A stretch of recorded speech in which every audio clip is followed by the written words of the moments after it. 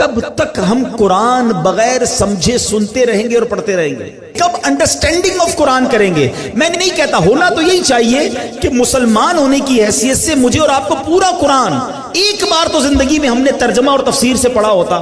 یار کم از کم یہ تو ہو سکتا ہے نا، جتنا نماز میں قرآن پڑھتے ہیں اتنا تو سمجھ لیتے، اس کو تو انڈرسٹینڈ کر لیتے، قرآن کی چند مشہور صورتوں کا معنی تو پتا ہوتا۔ مگر خشوع و خضوع کا تو عالم یہ ہے کہ نماز میں دھیان ہی کہیں اور ہوتا۔ لوگ کہتے بھی ہمارا دھیان کہیں اور ہوتا۔ وہ مشہور چٹکلا ہے نا کہ ایک صاحب آئے، عشاء کی جماعت چلی گئی، رونے لگ گئے، تو نمازیوں نے کہا یار نہیں رو بھائی، اتنی نماز سے محبت، اتنی جماعت سے محبت کہ جماعت چلی گئی آپ رو رہے۔ کہتے یار بات یہ نہیں ہے، مسئلہ یہ کہ روز دکان بند کر کے عشاء کی جماعت میں آتا تھا، امام صاحب 4 رکعت پڑھاتے تھے، میں پورا حساب ملا لیتا تھا۔ اب جماعت تو چلی گئی، اب حساب کب ملاؤں گا اور نماز کب پڑھوں گا؟ ایکچولی نماز کیا ہے؟ اللہ کی بارگاہ میں حاضری ہے۔ آپ کسی بہت بڑی شخصیت کے پاس، بڑے سیٹھ کے پاس، جس کے پاس آپ کی فائل رکی ہوئی ہو، اس افسر کے پاس جائیں تو دھیان کدھر ہوتا ہے؟ بالکل اس کی طرف فوکس، ہاتھ بندھے ہوئے، سر میرا چھوٹا سا کام، پلیز پلیز سائن، اتنی اس سے لجاجت، اس کی طرف فوکس۔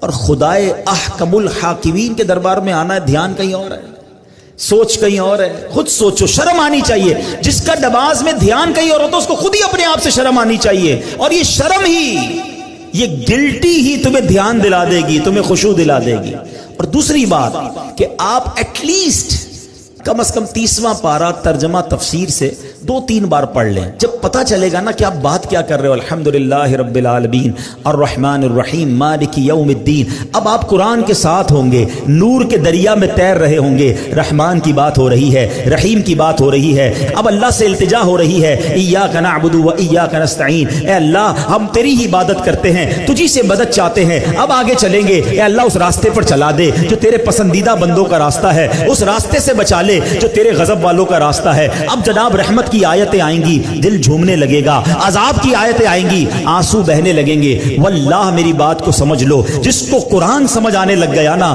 کبھی کبھی جب اچھا قاری تلاوت کرتا ہے، امام صاحب تلاوت کرتے ہیں نا، جن کو قرآن سمجھ آ رہا ہوتا ہے نا، وہ کہتے ہیں امام صاحب رکوع میں نہ جائیں، اور تلاوت کریں، اللہ کی اور باتیں سنائیں، ہمیں اور قرآن کی باتیں سنائیں، کیونکہ قرآن کے ساتھ وہ اٹیچ ہو جاتے ہیں۔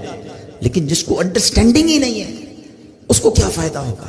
پلیز قرآن سے ایسی دوستی کرو۔ اور میں آپ کو کوئی بہت بڑا کام نہیں بتا رہا، کم از کم 30واں پارہ ترجمہ تفسیر، اب تو صراط الجنان آ گئی ہے، حاصل کر لے، پڑھ لیں، آپ کی زندگی بدل جائے گی۔ واللہ جس کو نماز سمجھ آنے لگ جائے گی اس کو نماز کا مزہ ہی اور آتا ہے۔ سبحان ربی العظیم جب وہ کہتا ہے اور وہ سمجھتا ہے کہ میں عظیم رب کی تعریف کر رہا ہوں، تو بعض اوقات تو آنکھوں سے آنسو نکلتے ہیں۔ سجدے میں جا کر سر جھکا کر سبحان ربی العالی جب دل کی گہرائیوں سے بندہ ادا کرتا ہے تو اللہ کو گویا یہ کہہ رہا ہوتا ہے، اے اللہ سر بھی تیرے دربار میں جھکا دیا، اب میں نے سب کچھ تیرے دربار میں جھکا دیا ہے، اپنا سراپا تیرے بارگاہ میں جھکا دیا ہے، اے اعلی رب، اے مالک، اے خالق، اے سب سے بڑے مولا، اب مجھ پر نگاہ رحمت فرما دے۔ پھر بندہ اس کیفیت سے نماز پڑھتا ہے۔ تو اگر نماز کا لطف لینا چاہتے ہو تو نماز کو سیکھیں، نماز کو انڈرسٹینڈ کریں، نماز کے اندر جو قرآن ہے کم از کم اس کو جانیں۔